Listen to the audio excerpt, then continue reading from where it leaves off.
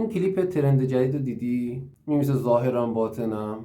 ظاهرش حالا زیاد مذهبی نیست ولی باطنش مثلا یه کلیپ مدعی میذاره یا یک عکسی از مثلا کربلا میذاره.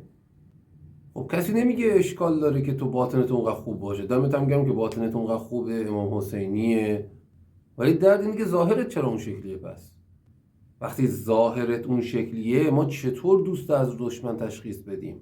مگه ما تو اسلام نداریم که تشبه به کفار نداشته باشید؟ مگه نداریم که آقا شبیه کسایی که دشمن دینن نباش؟ قبول داری هم تیپای تو خیلی هاشون دشمن دینن؟ قبول داری خودتو شبیه کسایی کردی که اونها با دین مشکل دارن؟